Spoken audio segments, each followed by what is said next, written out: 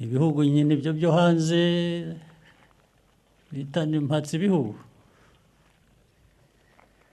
ababikoze abafite ayo mateka bakagerageza kwerekana ko ibibazo ni M23, AFC, M23 n'u Rwanda na RDF. Iyi ngiyi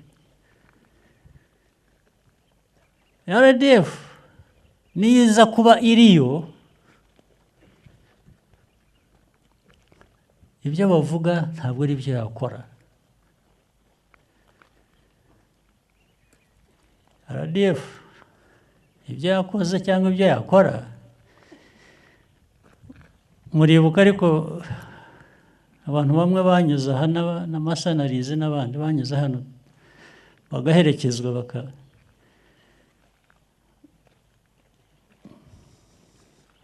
bakabaha bye bye ngo batahe iwabo neza mu mahoro. Ni RDF yabikoze. RDF y'inyicanyi iba yarabisheka, niko byagenze se. Hanyuma se ubwo ujya gushinja RDF akavuga ngo niyo ikora ibintu byose bibi muri Congo, muri Eastern Congo, yabiherahe kandi bakabikora ku buryo ari interahamwe, ari wazalendo, ari government iriho ubu ya Congo, ibyo ikora, ibyo yakoze bibi bigaragarira buri wese, byatumye n'impunzi zivamo zikaza hano, abandi bakicwa, n'uyu munsi abantu barakicwa. Byo ntabwo bajya babivuga, ntaho njya mbona jewe bivugwa byandikwa.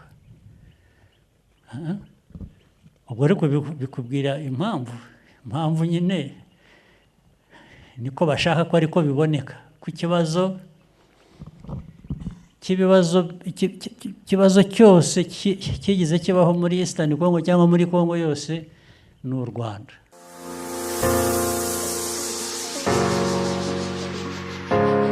Ngo RDC iyo idusaba imfashanyo tuba twarayihaye Perezida Paul Kagame. Perezida Paul Kagame yanagarutse kandi kubashinja u Rwanda kuba rwaragize uruhare cyangwa kuba rugira uruhare mu bwicanyi bubera muri Repubulika Iharanira Demokarasi ya Kongo. Reka nongere mbaye ikaze mu makuru n'ibiganiro byacu bya buri munsi. Ni kakanya tugiye kugaruka ku makuru agezweho n'amakuru bari kugenda avugwa hirya no hino mu bitangazamakuru bitandukanye. Byifashe bite ahangaha? Reka tugaruke kuri iyi nkuru nari ntangiye nkomozaho. Perezida Paul Kagame yatangaje ko iyo Repubulika Iharanira Demokarasi ya Kongo isaba u Rwanda imfashanyo yo kugira ngo igire umutekano rwari kuyiha nkuko rwabikoze kuri Repubulika ya Centrafrica na Mozambique.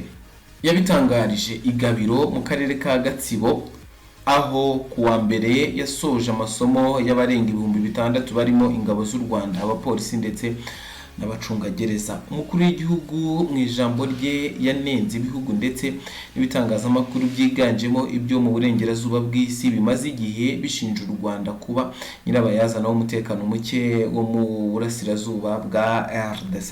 Yavuze ko nubwo aba bantu baba bagaragaza ko ibintu muri Congo Kinshasa bikomeje kuba bibi cyane kubera intambara M23 irwanamo n'ihuriro ry'ingabo za leta, amakuru ahabwa ari uko kuva uriya mutwe wakwigarurira ibice birimo umujyi wa Goma na Bukavu, ibintu byatangiye guhinduka ugereranyije nuko mbere byari byifashe.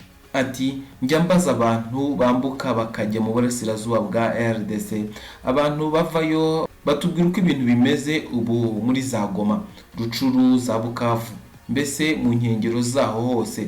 Barambwira ko ubuzima bumeze neza ubu mbere yuko bwabaye mbere y'ibi bijya kuba, ariko ntabwo ari uko buri wese abibona.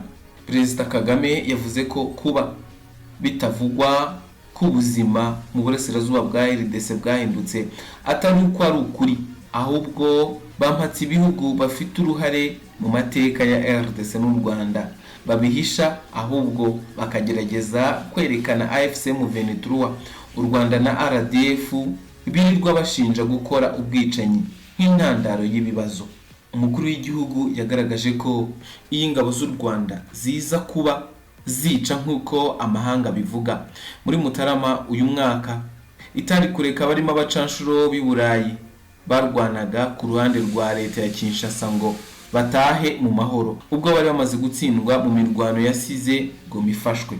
Yagize ati RDF iza kuba iri muri RDC, ibyo bavuga ntago ari byo yakora. RDF ibyo yakoze cyangwa yakora. Muri bukariko abantu bamwe banyuze aha barimo abacanshuro n'abandi banyuze hano bagaherekezwa bakabaha bye ngo batahe iwabo neza mu mahoro.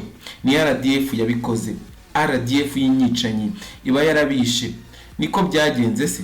Hanyuma se ujya gushinja RDF kuvuga ngo niyo ikora ibintu byose bibi muri Kongo, yabihera he?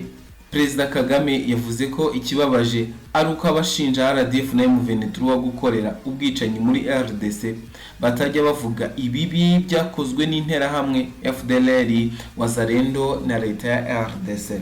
Yavuze ko impamvu baba badashaka kubivuga ari uko bifuza ko ikibazo cyose kibaye mu burasirazuba bwa RDC cyitirirwa u Rwanda.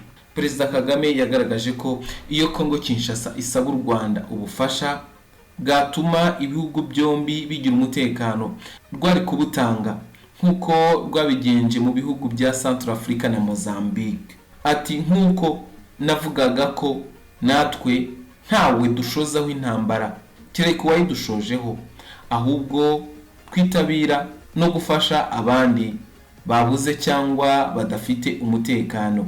Iyo babishatse bakadusaba ko twagira uko dufatanya nabo tukabatera inkunga kugira ngo nabo bakemure ibibazo byabo. Bavuze Mozambique, Repubulika ya Centrafrica na Sudani y'Epfo. N'abariya bo mu burasirazuba bwa Kongo iyo badusaba imfashanyo tuba twarayibahaye. Usibye kutuzanaho ibibazo batubwira ko ari twe tubibatera, ariko iyo bashaka ko dufatanya kugira ngo bagire umutekano natwe tuwugire rwose, niyo yari intego yacu igihe cyose. Perezida Kagame yashimangiye ko u Rwanda rwiteguye gukomeza gukorana n'uwari we wese uzarusaba gukorana narwo mu by'umutekano, nubwo ibisabwa hari ubwo bijya birenga amikoro yarwo. Ibi Perezida wa Repubulika y'u Rwanda Paul Kagame yabigarutseho nyuma y'uko mu minsi yashize hari raporo zagiye zisohoka zishinja u Rwanda, zirimo zakozwe na Human Rights Watch ndetse na Loni. Izi zashinjije u Rwanda ngo kugira ubwicanyi bavuga yuko ngo bwakozwe na M23. Bwa mbere byari byavuzwe yuko ngo bwahitanye abantu bagera muri 300. Nyuma Human Rights Watch isohoye raporo ivuga yuko ngo ari ubwicanyi bwahitanye abantu 140. Human Rights Watch yabushinjaga M23 ivuga yuko ariyo yisha abantu ariko inafatanyije n'u Rwanda cyangwa n'igisirikare cy'u Rwanda RDF. Ubwo Perezida Paul Kagame yabivugagaho yanavuze yuko iyi Human Rights Watch bivugwa yuko ngiharanira uburenganzira bwa muntu, ariko iteka bo bakora ibingibi bo babona yuko u Rwanda rwo ahari rudakwiye uburenganzira cyangwa uburenganzira bwabo bo budakwiriye.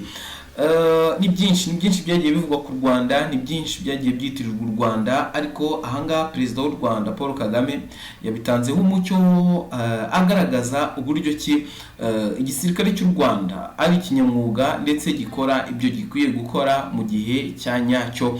Twanabigarutseho haruguru aho barindiye umutekano bari abacanshuro barwanaga muri Repubulika ya Demokarasi ya Kongo, ndetse byanaje kugaragazwa yuko bari bafite n'umugambi wo kuba bagira nabi u Rwanda bitewe na plan Repubulika ya Demokarasi ya Kongo yateguye, n'ibindi byose byagiye ibivugwa. Ngayo nguko reka tubatunganyirize n'andi makuru atandukanye bari kugenda avugwa. Ntimujye kure.